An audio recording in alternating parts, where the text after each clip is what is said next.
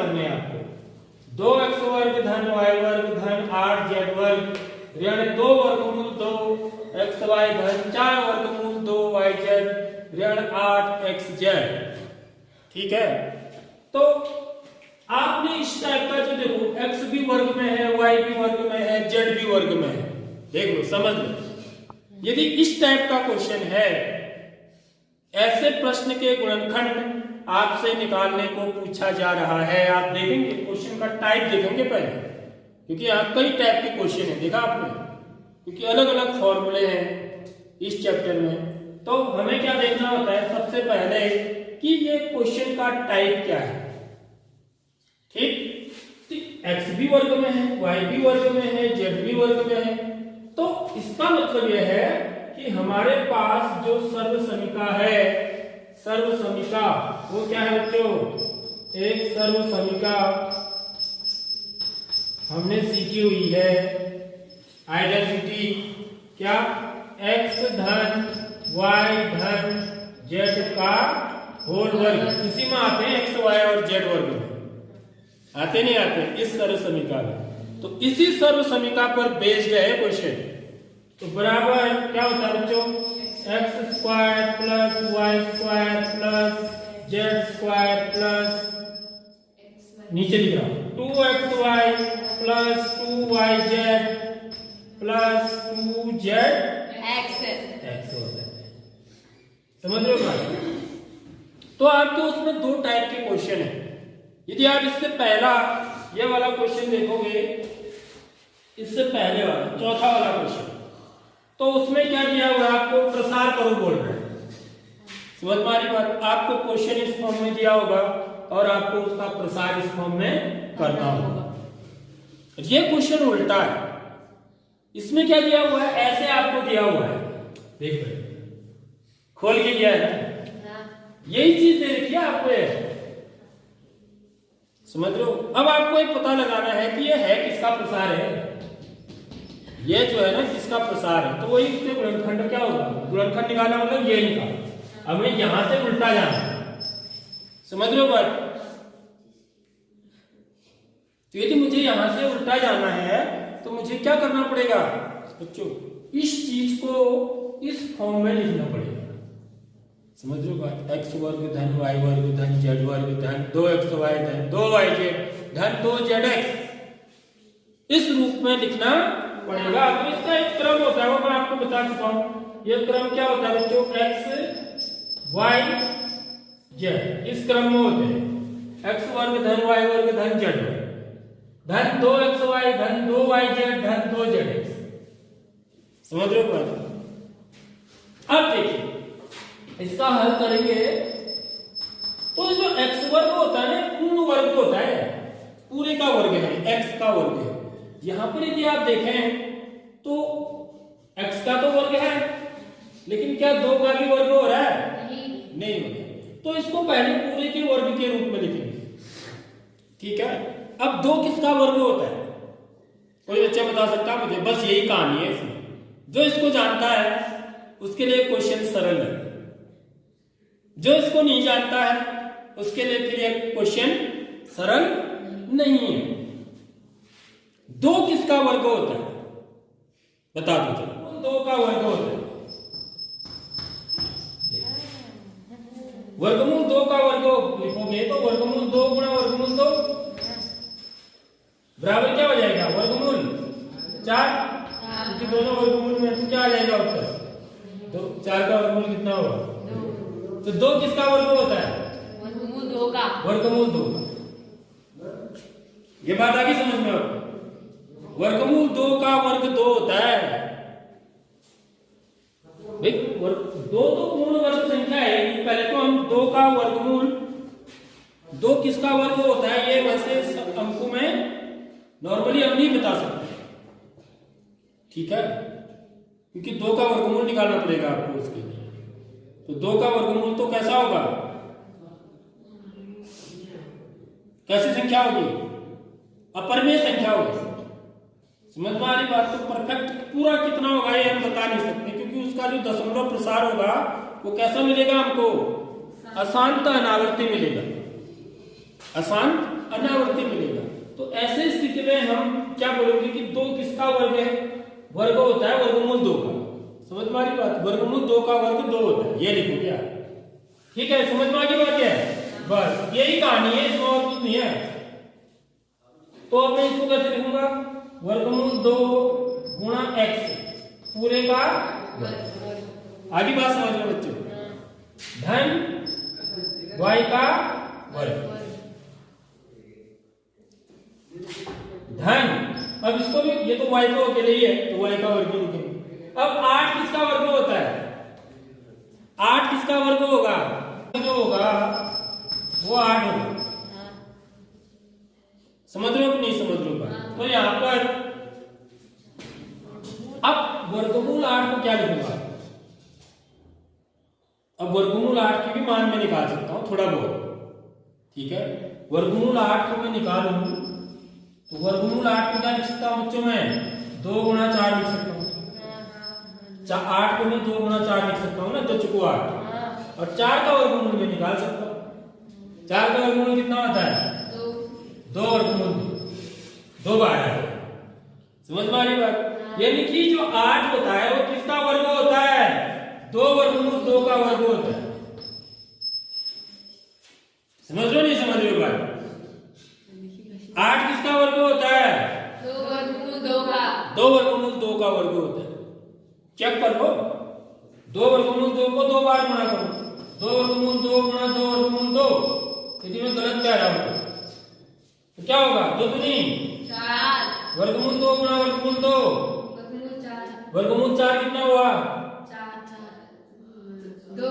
2 तो 4 दूनी 8। देखो, इसको 2 बार गुणा करने पर 8 आ रहा है। इसका मतलब क्या है कि 8 किसका वर्ग है? 2 वर्गमूल 2 2 का। वर्गमूल 2 का वर्ग है।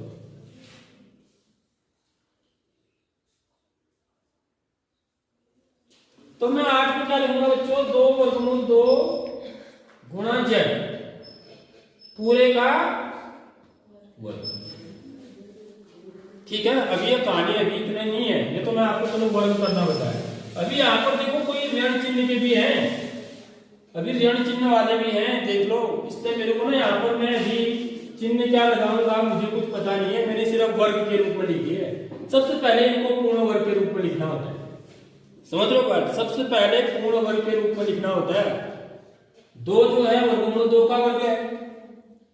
y तो ठीक है, y वर्ग तो अकेला ही है, इसको तो लिखने की जरूरत नहीं है, पूर्ण वर्ग के रूप में ही है। और 8 किसका वर्ग होता है? 2 वर्गमूल 2 का। तो 2 वर्गमूल 2 z का वर्ग। अब देखिए यहाँ पर जो है ना, अब देखिए यहाँ पर माइनस के साइन कहाँ पर है देखने पड़ते हैं। समझ रहे हो? एक तो किसके साथ है? एक्स वाई के साथ। ठीक है, और एक किसके साथ है? एक्स जेड के साथ। एक्स वाला पद, ठीक है, या फिर मेरे कौन माइनस है? वाई और जेड वाला।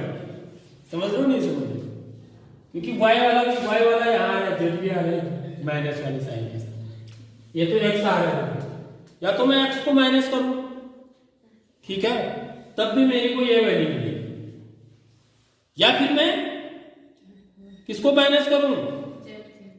y और z दोनों को देखो है। जब x के साथ y है तब भी माइनस साइन का आ रहा है, जब x के साथ z है तब भी माइनस साइन का आ रहा है। समझ लो बारीक बात? जब y और z साथ है तो प्लस साइन का आ रहा है। ठीक है, इसका मतलब यह है y और मेरे ये दो टर्म है, 2xy धन 2yz। y की जगह पर क्या है? Minus y। z की जगह पर क्या है? ऋण 2 वर्गमूल 2z। समझ रहे हो नहीं समझ रहे हो बात? धन 2zx, 2 गुणा z की जगह पर क्या है? क्या है z की जगह पर? ऋण 2 वर्गमूल 2z। समझ में आ रही बात? और x की जगह पर क्या है? वर्गमूल 2x है। अब देखो इनको गुणा करके इतना ही आता है, नहीं आता है? इसको गुणा करके ना इतना ही आएगा। समझ लो? तो मैं इसको क्या लिखूंगा? देखिए वर्गमूल 2x का वर्ग धन माइनस y का वर्ग धन ऋण 2 वर्गमूल 2 z का वर्ग। ये ऋण क्यों लगाना पड़ रहा है बच्चों, हमको ये बात समझ, ठीक है। बाकी तो तुमको समझ में आ गया। आपको समझ में दिक्कत कहां पर आ रही होगी कि यहाँ पर ऋण क्यों लगाया, समझ रहे हो बात, ये तो प्रॉब्लम है। बाकी तो इसका परफेक्ट स्क्वायर ये है, इसका ये है। ऋण इसलिए लगाया क्योंकि यहां पर ऋण वाले पद है, दो पद ऋण वाले हैं, ठीक है। और दो पद जो ऋण वाले हैं एक के साथ क्या है जुड़ा हुआ, y है, एक y है जुड़ा हुआ और एक क्या है z। तो मेरे को यदि ये दो पद ऋण बनाने हैं, ठीक है, तो मुझे यहाँ पे क्या करना पड़ेगा, y को भी माइनस करना पड़ेगा और z को भी माइनस करना पड़ेगा। एक तो ये तरीका है, ठीक है, समझ रहे हो बात, तब ये माइनस के आएंगे। दूसरा तरीका क्या है कि मैं y और z को तो धनात्मक ही रखूं, लेकिन x को क्या कर दूं, माइनस कर दूं, क्योंकि इनके साथ x भी लगा है ना। मतलब माइनस का आना है किसी भी आना, यहाँ x माइनस का होगा तो कोई फर्क ही नहीं पड़ेगा क्योंकि x तो है ही नहीं, तो y और z ही है। समझ वाली बात तो है, तो धनात्मक ही आएगा। अब देखो ना, अभी मैं इसको सिंप्लीफाई करता हूँ, इतना आता है नहीं आता है, अभी चेक हो जाएगा, समझ रहे हो बात। तो देखो ये तो मैंने इतना निकाला, ये तो है ही, इतना तो है ही, ठीक है। अब इसकी बात करते हैं, ये कितना आएगा, ये किस चिन्ह का आएगा, पहली बात तो ऋण का आएगा, आएगा नहीं आएगा क्योंकि एक ऋण चिन्ह वाला हो गया, एक ही है केवल ऋण चिन्ह वाला, बाकी धन वाले हैं, तो ऋण गुणा धन क्या हो जाता है, ऋण हो जाता है। तो ये क्या हो जाएगा, 2 वर्गमूल 2 xy, ये है नहीं है, देखो है, आ गया ना, ये 2 वर्गमूल 2 xy, ठीक है। अब अगला देखिए, ये मैंने कर दिया। अब ये वाले को देखो, अंकों से अंक को गुणा करेंगे हम, ठीक है, चर को चर से। तो अंक क्या है, यहाँ पर 2 है, यहाँ पर क्या है, ऋण 2 है। पहले तो चिन्ह लगा, सबसे पहले चिन्ह क्या है, ऋण का आएगा या धन का आएगा, ये धन का चिन्ह है, ये ऋण का है, ये ऋण का है।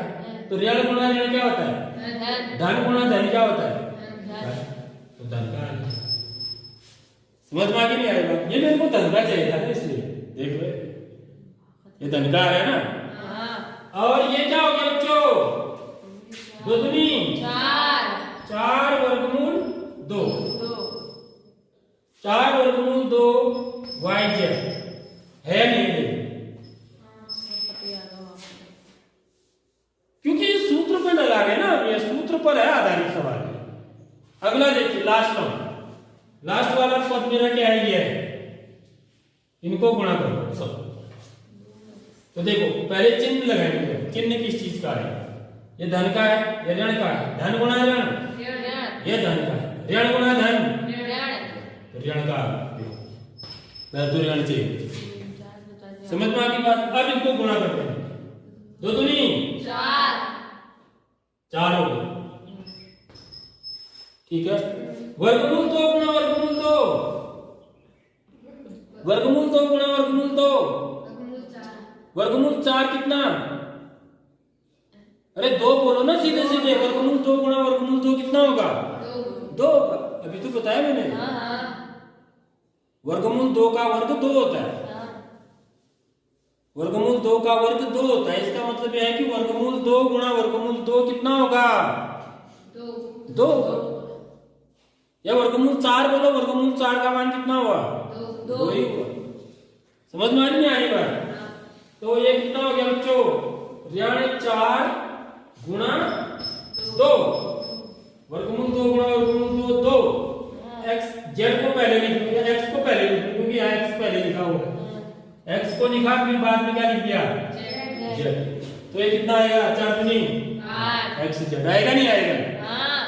तो मेरा क्या बन गया है, देखिए, वर्गमूल 2x का होल वर्ग धन ऋण y का वर्ग धन ऋण 2 वर्गमूल 2 z का वर्ग ऋण 2 वर्गमूल 2 xy धन 4 वर्गमूल 2 yz ऋण 8xz। समझ में आ रही बात? तो ये किसका प्रसार होगा? ये किसका विस्तार है? ये किसका विस्तार है? ये x धन y धन z के होल वर्ग। समझ में आ रही बात?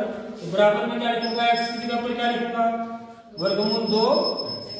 एक्चुअली में जब भी आप सरल समीकरण लगाते हो ना, तो जब यहाँ पर सवाल x y z में होता है तो यहाँ पर हमको किस रूप में लिखना चाहिए? ABC। मैं पहले बताया था ना एक बार आपको। तब ये क्या हो जाएगा? देखिए ऐसा ही करेंगे, ठीक है? तो ये हो जाएगा a वर्ग धन b वर्ग धन c वर्ग धन 2ab धन 2bc धन 2ca या ac भी कर सकते हैं। ca को या ac को एक ही बात है, ठीक है? तो a की जगह पर यह हो गया, b की जगह पर धन ऋण y, ठीक है? धन देखो a धन b धन c, c की जगह पर ऋण 2 वर्गमूल 2 z कोष्टक में लिखेंगे का और वर्ग। ये इसका गुणनखंड आ गया। जब भी ये वर्ग के रूप में आ जाता है ना तो गुणनखंड कहलाता है। समझ रहे हो बात? अब आप इसको और सिंप्लीफाई कर दो, और सिंप्लीफाई का मतलब गुणा कर दो चिन्हों को, ठीक है? तो ये क्या हो जाएगा बच्चों? वर्गमूल 2x धन गुणा ऋण ऋण y धन गुणा ऋण 2 वर्गमूल z का पूरे का ये इसके गुणनखंड।